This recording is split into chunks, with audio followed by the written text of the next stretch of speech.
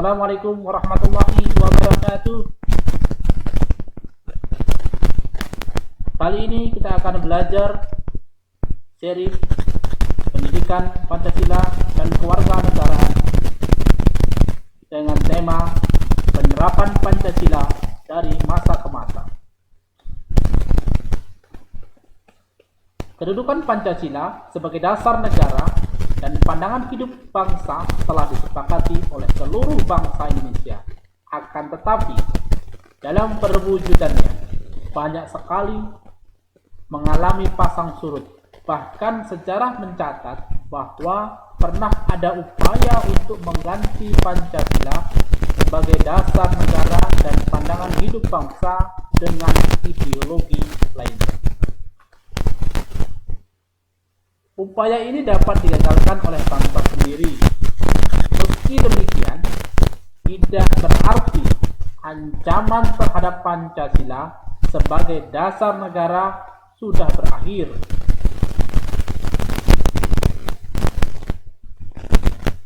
Tantangan masa kini dan masa depan yang terjadi dalam perkembangan masyarakat Indonesia dan internasional dapat menjadi ancaman bagi nilai-nilai Pancasila sebagai dasar pandangan hidup bangsa.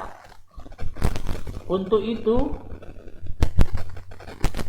sangatlah perlu memperkuat pemahaman kita terkait pemahaman terhadap Pancasila dari masa ke masa.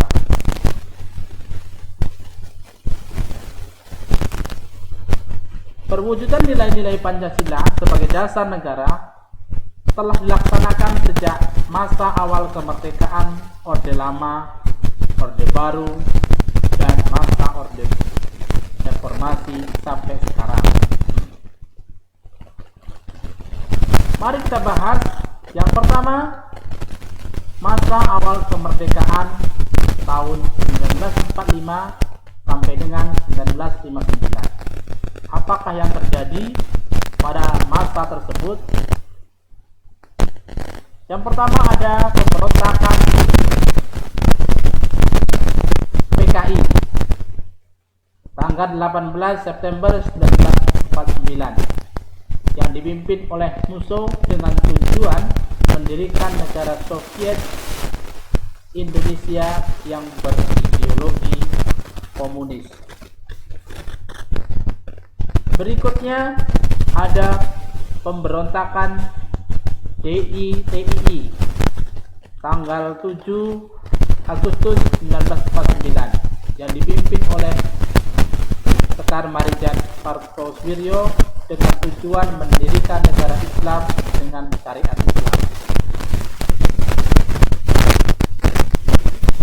Selanjutnya muncul lagi pemberontakan RMS yang dipimpin oleh C.R. Stephen dengan tujuan membentuk negara sendiri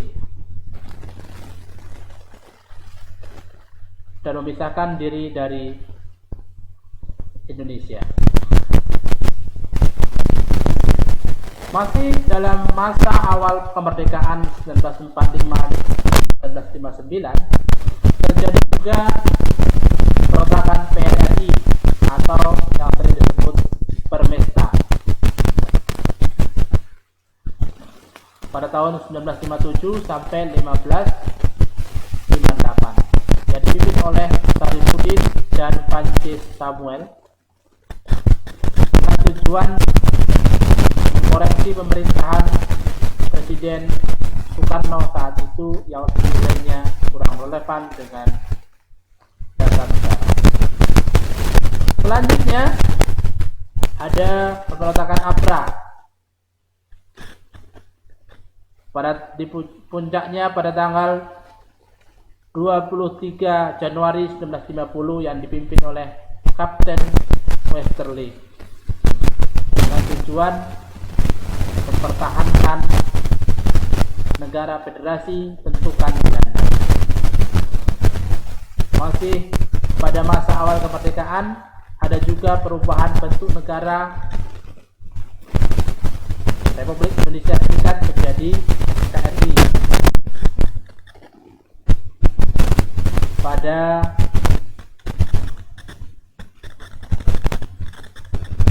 tahun itu dikenal dengan Dekret Presiden 1959 tanggal 5 Juli 1959.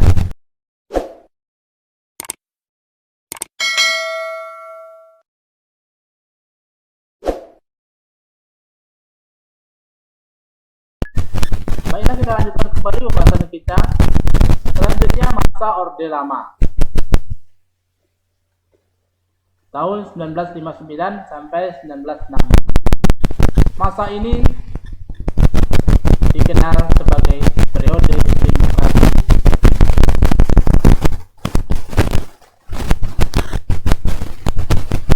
Apa saja penyimpangan tata negara pada Orde Lama? Yang pertama ada Presiden Soekarno sebagai presiden seumur hidup yang tertuang dalam Tap MPRS nomor 20 tahun 1960. Berikutnya ada penempatan presiden nomor 3 1960 tanggal 5 Maret 1960 membubarkan DPR hasil pemilu 1959. Apalagi penyimpangannya,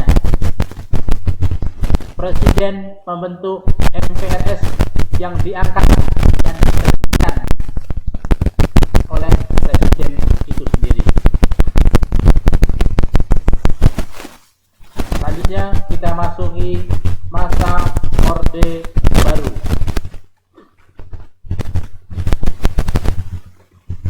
Terjadi pada 1966 sampai 1998 ketika Presiden Soeharto terpilih dikenal sebagai Orde Baru dengan konsep demokrasi Pancasila. Perlu diketahui pada masa Orde Baru, pembangunan nasional melalui Repelita, rencana pembangunan 5 yang tertuang dalam garis-garis besar haluan negara GBHN menjadi pembangunan nasional yang pesat dalam segala kehidupan. Namun pada akhirnya muncul pelanggaran masa tersebut, masa Orde Baru, yaitu munculnya pelanggaran hak asasi manusia. Di antaranya kasus Tanjung Priok, kasus Martina, kasus wartawan Udin di hadiah Penas Jakarta. Bisa kalian akses di internet kasus yang bagaimana itu agar menambah wawasan kalian. Selanjutnya masa reformasi, yaitu dimulai dari tahun 1998 sampai dengan sekarang. Apa ceritanya? Yaitu diwarnai dengan berbagai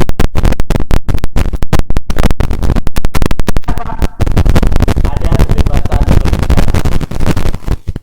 Selanjutnya kebebasan berorganisasi. Selanjutnya ada kebebasan namun karena serta bebas tadi ternyata juga ada hal yang negatif dengan konsep berkebebasan. Apa hal negatifnya?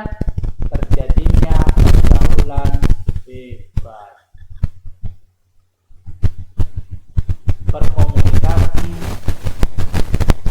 banyak yang tidak beretika, narkoba, anarkis, dan vandalisme juga banyak terjadi. Nah, inilah tantangan saat ini di masa Orde Reformasi. Apa itu tantangannya? Perlu kalian ketahui bahwasanya dunia terus mencari tata hubungan baru, baik dari segi politik, ekonomi, pertahanan, maupun keamanan. Dan terjadi juga persaingan kekuatan yang di dalamnya terdapat penutupan langsung maupun secara tidak langsung. Jadi kita deklarasi solusi untuk menghadapi tersebut, kita harus selalu waspada